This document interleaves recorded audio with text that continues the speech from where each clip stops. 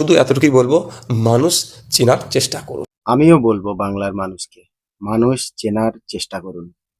কিন্তু আপনার ভাই যে আপনার এই জান্নাতি দল তৈরি করেছে, সেকুলার আবার জান্নাতি কিভাবে হয় আল্লাহ ভালো জানে।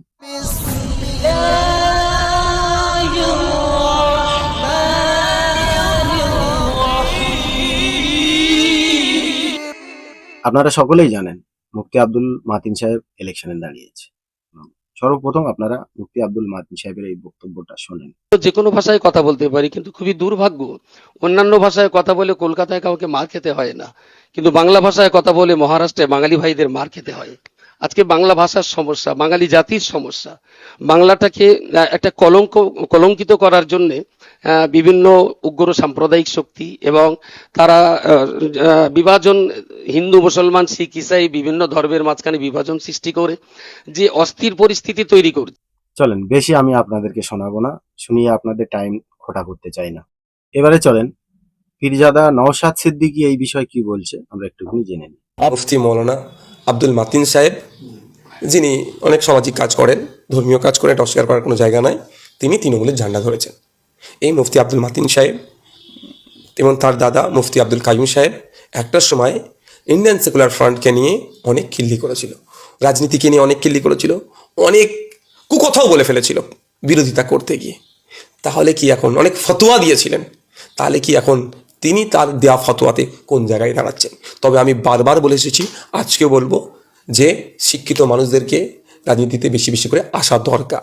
তবে এটুকু বলতে পারি, ঠিক যেমন আমার ভাইজান পীরজাদা কাসেম ভাইজান পচা শামুকে পা কেটেছে, দল চয়নের ক্ষেত্রে তার আরও ধৈর্য ধরা দরকার ছিল, বিবেচনা করার দরকার ছিল। আজকের দিনে বলবো তৃণমূল কংগ্রেসকে চয়ন করার ক্ষেত্রে মুফতি আব্দুল মাতিন সাহেবের একটু বিবেচনা করা দরকার ছিল। চলেন ভাইজানের প্রথম দুটো প্রশ্নের উত্তরে আমি দিয়ে দেই, তারপরে আগে কি বলছে ভাইজান দেখব। ভাইজান এটা বললেন যে শিক্ষিত মানুষকে পলিটিক্সে আসা দরকার, সত্য কথা। দ্বিতীয়তম ভাইজান এটা বললেন যে যখন আমাদের এই ইন্ডিয়ান সেকুলার ফান্ড আমরা তৈরি করেছিলাম, তখন কিছু কটূক্তি করেছিল, কিছু নোংরা ফতোয়া দিয়েছিল, তাহলে সেই আওতার ভিতরে কি মুফতি আব্দুল মাতিন সাহেব পড়ে? এবারে আমি ভাইজানকে একটা কথা বলতে চাই। তো আপনাদের পলিটিক্সে নামার কারণে কোনো মানুষ ওই ফতোয়াগুলো দেয়নি, কায়েম সাহেব বলেন অথবা মাতিন সাহেব বলেন। কায়েম সাহেব ফতোয়া দিয়েছিল পলিটিক্স করা হারাম। কোন ধরনের, কোন পলিটিক্সটা হারাম বলেছিল কায়েম সাহেব? সেই ভিডিওটা হয়তো আপনার ভক্তরা আপনাকে পুরো দেখায়নি, ছোট একটা ক্লিপ দেখিয়েছে, সেটার উপরে আপনি বিশ্বাস করে হয়তো সেটাই মাথায় রেখেছেন। এখন এই কথার বিস্তারিতটা আমি আপনাকে জানিয়ে দিচ্ছি। মুফতি আব্দুল কাইয়ুম সাহেব এই কারণে পলিটিক্স হারাম বলেছিল, আইএসএফটা হারাম বলেছিল। আপনার পার্টির নাম কি? Indian secular fund. আপনি মুসলিম, একটা পীরের ঘরের সন্তান, তো আপনার পার্টির নাম সেকুলার কিভাবে হয়? সেকুলার শব্দের অর্থ কি? ইন্ডিয়ান সেকুলার ফান্ড এই শব্দটার অর্থ কি? ভাইজান যদি জেনে থাকেন তাহলে আমাকে জানাবেন, কমেন্ট সেকশনে বলেন আর যে কোনো মাধ্যমে। তাহলে যখন সেকুলার আপনার পার্টি, তাহলে আপনি নিজেকে মুসলমান কিভাবে দাবি করবেন? আপনি তো সেই পার্টির নেতা, সেই পার্টিটা তো আপনারাই পরিচালনা করছেন। ইভেন আপনার ভাই আব্বাস সিদ্দিকী এই পার্টিটা তৈরি করেছিল, তাহলে সেই ব্যক্তিটা জানতে পারেনি যে এই নামটা কোথায় গিয়ে দাঁড়াবে? এই জিনিসটা কি জানতে পারেনি সেই ব্যক্তিটা যে সেকুলার শব্দের অর্থ কি? সেকুলার শব্দের অর্থ ধর্মনিরপেক্ষ। তাহলে আপনি কিভাবে নিজেকে মুসলিম দাবি করবেন সেই বিষয়ের উপরে? যদি কোনো মুসলিম বলে যে আমাদের এইটা ধর্মনিরপেক্ষ, তাহলে সেটা হারাম। কেন? ইসলামের ভিতরে সেকুলার বলে কোনো শব্দ নেই। পার্টিটা তো আপনারাই তৈরি করেছেন, তাহলে ধর্মনিরপেক্ষ কিভাবে হয়? হ্যাঁ, যদি পার্টিটা অন্য আদার কাস্টের কেউ তৈরি করত, সেই পার্টি আপনাদের হাতে তুলে দিত, আপনারা এই পার্টির প্রচার প্রসার করতেন, আপনারা পলিটিক্যাল লিডার হতেন, বিষয়টা আলাদা ছিল। কিন্তু পার্টি আপনারাই তৈরি করেছেন, তাহলে এটা ইন্ডিয়ান সেকুলার ফ্রন্ট কিভাবে হয়? দ্বিতীয়তম, যেটা আপনি বললেন মুফতি আব্দুল মাতিন সাহেব কুটো কথা বলেছিল। কি কুটো কথা? না, আপনার ভাইকে নিয়ে ইন্ডিয়ান ফজা বলেছিল। মাতিন সাহেব কি আপনাদের এই পলিটিক্সে আসার জন্য আপনার ভাইকে ইন্ডিয়ান ফজা বলেছিল? কি বিষয় বলেছিল আপনি জানেন? জানেন না।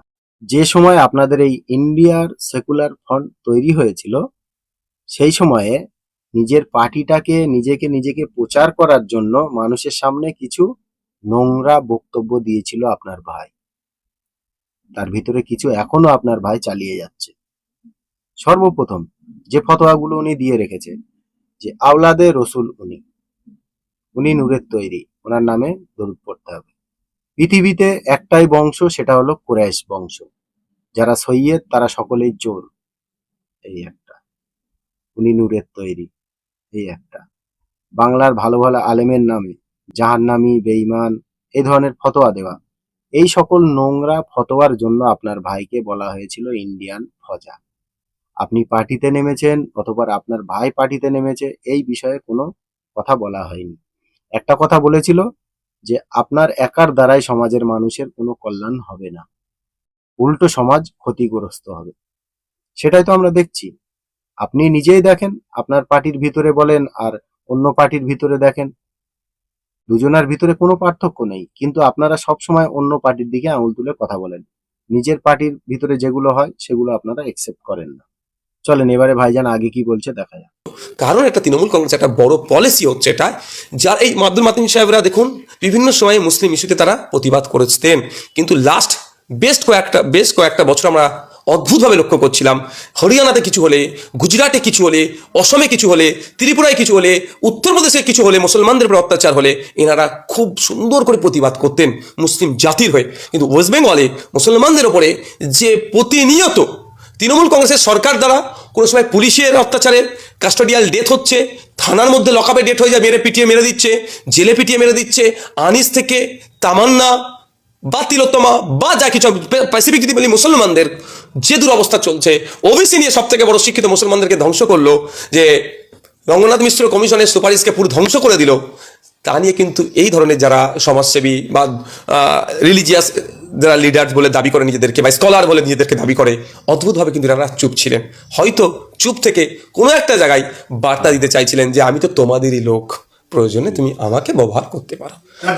তাহলে আমার এইটুকুই বলবো সাধারণ মানুষের কাছে, যে দেখুন যে সংবিধানে মানুষের কন্টেস্ট করার পূর্ণ স্বাধীনতা আছে, যে যেখান থেকে ইচ্ছা কন্টেস্ট করুক, শুধু এতটুকুই বলবো মানুষ চেনার চেষ্টা করুন। আমিও বলবো বাংলার মানুষকে, মানুষ চেনার চেষ্টা করুন। যে সকল নোংরা কাজের বিরুদ্ধে মুফতি আব্দুল মাতিন সাহেব বলেছে, আচ্ছা এই পার্টি থেকে, এই ইন্ডিয়ান সেকুলার পার্টি থেকে কোনো এই ধরনের কথা আপনারা শুনেছেন? শোনেননি। কেন জানেন? এনারা সবসময় চিন্তা করে যে আমি কিভাবে জয়ী লাভ করব। এই জন্য এনারা নিজের কথাটাই ধরে, পরের গুলো ধরে না। অন্য রাজ্যে যারা বাস করে তারা মানুষ না, তারা সব জানোয়ার। এনার কথা অনুযায়ী এটাই দাঁড়ায়, তো তাদের হয়ে কথা বলা যাবে না। ইভেন্ট ইনি যে কথাগুলো বলছে, যে মাতিন সাহেব আমাদের রাজ্যের মানুষের নিয়ে কোনো কথা বলে না, আচ্ছা বলে কি না বলে সেটা একটুখানি রিসার্চ করে দেখো না, দেখতে কি আছে। কানে মানুষ যেটা শুনিয়ে যাবে আমি সেটা শুনে বক্তব্য দেবো, এটা তো কোনো মানুষের পরিচয় হয় না। আপনার তো দরকার ছিল একটু রিসার্চ করার।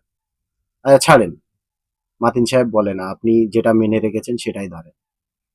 মাতিন সাহেব বলে, আমাদের কাছেও আছে, আমরা জানি। কিন্তু আপনার ভাই যে আপনার এই জান্নাতি দল তৈরি করেছে, সেকুলার আবার জান্নাতি কিভাবে হয় আল্লাহ ভালো জানে, তবে এই যে দলটা তৈরি করেছে, ওয়াকাফ নিয়ে আপনি আন্দোলন করেছেন, এটা অস্বীকার করার কোনো জায়গা নেই। কিন্তু আপনার ভাই,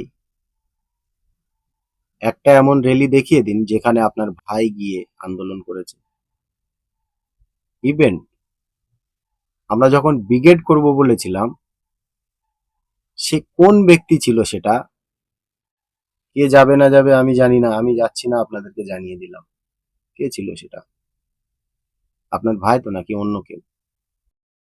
তাহলে আপনি কিভাবে অন্যের দিকে আঙুল তোলেন? আপনার নিজেরটা আগে সামলান আপনি। বাংলার মানুষ জানে কে কেমন, বাংলার মানুষকে শেখাতে হবে না।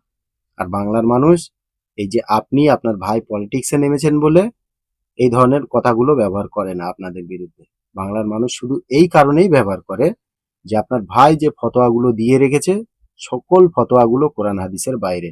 অ্যাটলিস্ট আপনার ভাই একটা মুসলিম হওয়ার এখনো যোগ্যতা অর্জন করতে পারেনি। তাহলে আপনার কি প্রয়োজন ছিল, আপনার কি দরকার ছিল যে আপনার নিজের ভাইকে আগে সামলানো, না মুফতি আব্দুল মাতিন সাহেব টিএমসি পার্টি জয়েন করেছে বলে তার বিষয়ে কথা বলা? আমরা তো জানি মুফতি আব্দুল মাতিন সাহেব কেমন।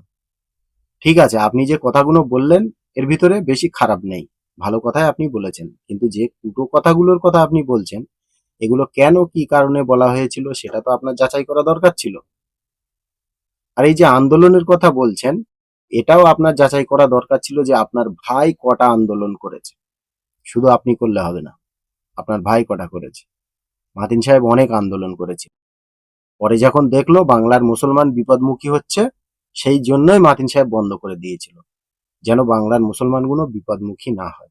তারপরেও যারা আন্দোলন করেছিল, যারা এখনো জেলে আছে, যাদের নামে এখনো কেস আছে, তাদের নিয়ে আপনি কটা আন্দোলন করেছিলেন?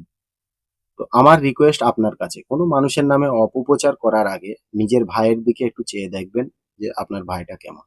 আপনি তো নিজেই বলেছেন আপনার ভাই একটা আলেম, একটা শিক্ষিত ব্যক্তি। তাহলে আপনি বাংলার কিছু শিক্ষিত মানুষকে জিজ্ঞেস করুন ডেকে যে আপনার ভাই একটা আলেম কি না, একটা শিক্ষিত ব্যক্তি কিনা। তার ওই ভাষাগুলো তাদেরকে শোনান, শুনিয়ে তাদেরকে জিজ্ঞেস করুন যে এই ব্যক্তিটা আলেম না শিক্ষিত, কোন দিকে যায় এই ক্যাটেগরিটা। এই জন্য আপনার কাছে আমার রিকোয়েস্ট, অন্যের দিকে আঙুল তোলার আগে নিজের ভাইয়ের দিকে একবার তাকিয়ে দেখুন। আপনার ভাই এখনো পর্যন্ত মিথ্যা ফতোয়া দিয়ে দিয়ে বেড়াচ্ছে বাংলার বুকে যে বর্তমান রাজ্য সরকারকে যারা ভোট দেবে তারা বেঈমান কাফের, তাদের ইমান থাকবে না রসুলের হাদিস অনুযায়ী। সেই হাদিসটা নিয়ে ওনাকে বসতে বলেন না, বাংলায় মানুষ তো অনেকজনা ওনাকে চ্যালেঞ্জ একসেপ্ট করেছে, তখন তো আপনার ভাইয়ের মুখ ফোটে না।